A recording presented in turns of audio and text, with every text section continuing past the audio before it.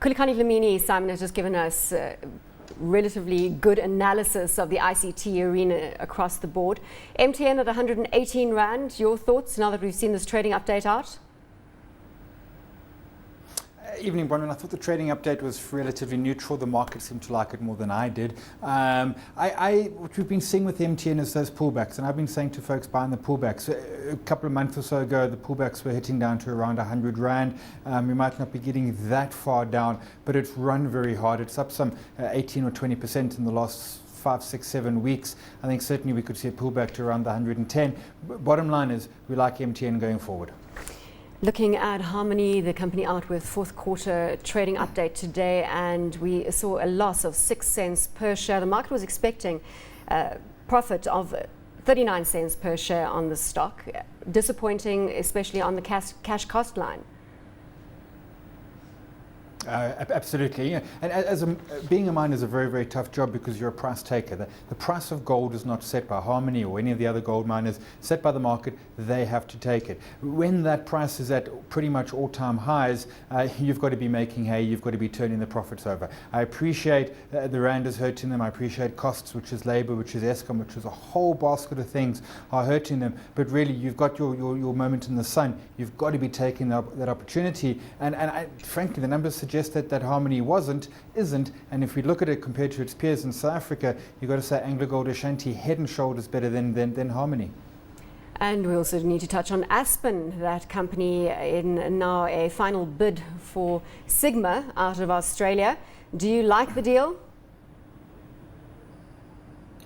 Broadly, yes. I mean, it started with my reservations. My reservations are so many companies in South Africa, South African companies have gone to Australia, and I'm struggling to think of one that succeeded. Maybe we could take BHP Billiton, but that was really a merger. So Australia seems to be a lot harder than we tend to think. But it's in the same sort of space in terms of pharmaceuticals and generics and the like. They've obviously had a really, really good look. When they first proposed it, they took the number down a little bit. And Aspen certainly has been an absolute brilliant stock for the last decade, and have proved that they can do acquisitions. This is a huge one, make no bones about it. But if we're voting on it, and if I were a shareholder, I'd be saying, yep, let's go for it. I think the odds are they can make it work. Risks are there, but I like it. And Simon, just having spoken to Stephen Saad, the CEO of Aspen, they firmly have an acquisitive strategy in play, and it is going to continue. Do you like that kind of strategy in a company where they're not focusing specifically on organic growth? I do, and I mean Aspen, and the problem with Aspen is that when you look around the South African market, there's not a heck of a lot, so they're going to have to go international.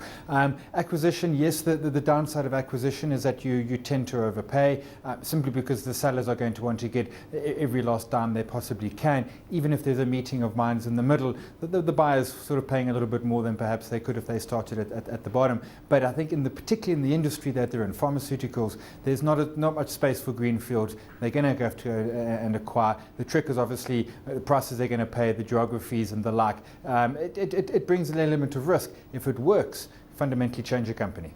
Talk to us about the broader market at the moment and how you are playing the JSE All Share. I mean, today really was a non-day, hardly up. I mean, spent most of the day green. What we're looking for, the market seems to be the all-share index trading between around 26,500, 26,000 up to around that 29,500. That seems to be the trend we've been in for pretty much all this year.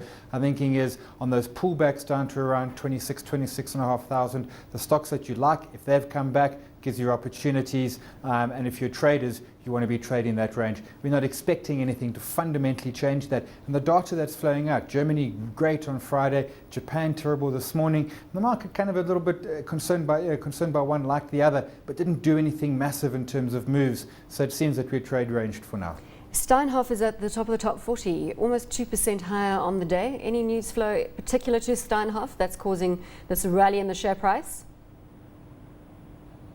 I was digging around, nothing in particular. What we had seen is the share coming under pressure, and as many had done in the last little while, and obviously a lot of it's euro dominated, so the stronger rand against the euro, that's not a today issue, that's sort of been a bit of a trend. But we see it from time to time in the sort of the mid-tier stocks, those that are less liquid.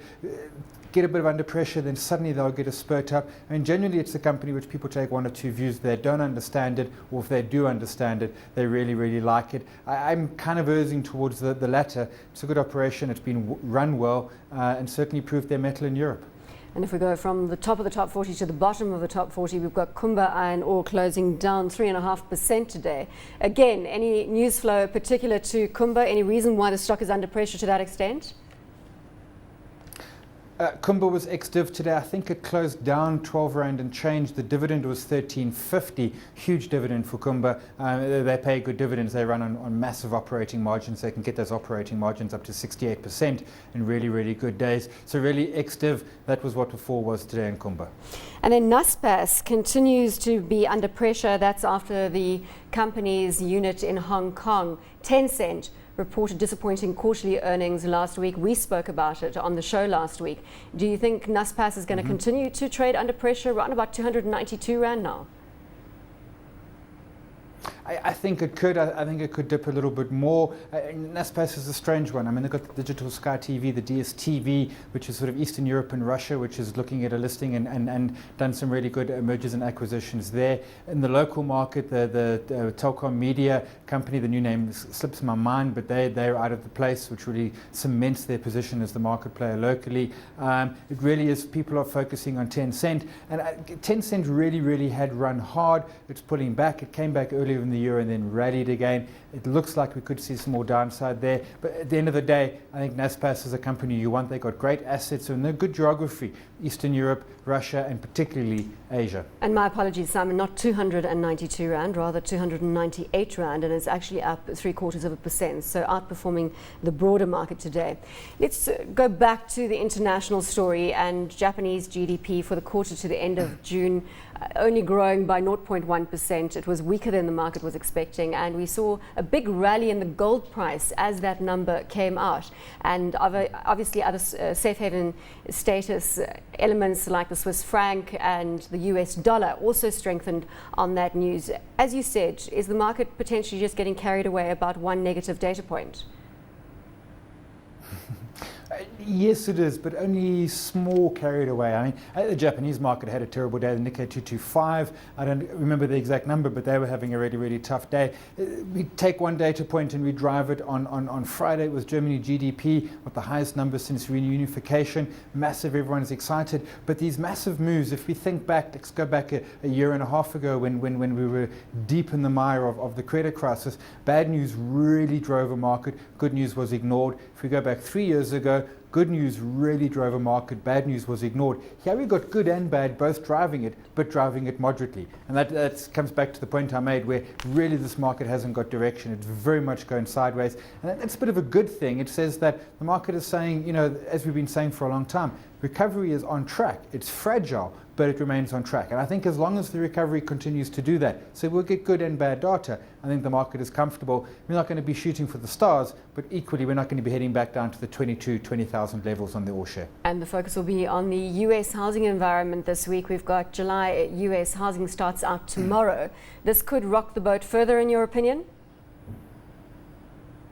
Absolutely, it could. I mean, housing is critical in the US. It's consumers. Consumers are critical in the US. Consumers are critical to the global recovery, and they're still under pressure.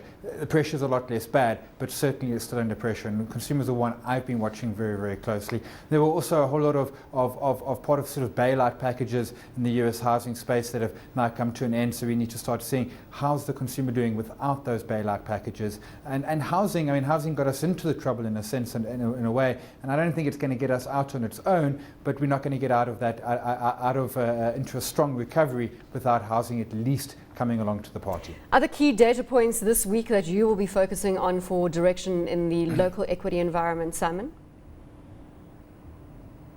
We've got some data coming out locally in the South African market, but at the moment, you know, for example, jobs data out of the US always there. We're getting CPI data coming out on a regular basis and the like, and there's no one big piece of data. We could often, you know, when markets are bullish or bearish, you can focus on particular numbers because you get a sense of what they might be and how it might drive it. At the moment, data is almost agnostic, and sometimes you'll miss a data. You won't pick up, say, CPI at 11 o'clock. You're not there. there, you come to your screen at 12 o'clock, you can hardly even see it having been released, having been there. So in a sense, because of the fragile nature of the recovery, it's still important, but it's becoming less of a critical component.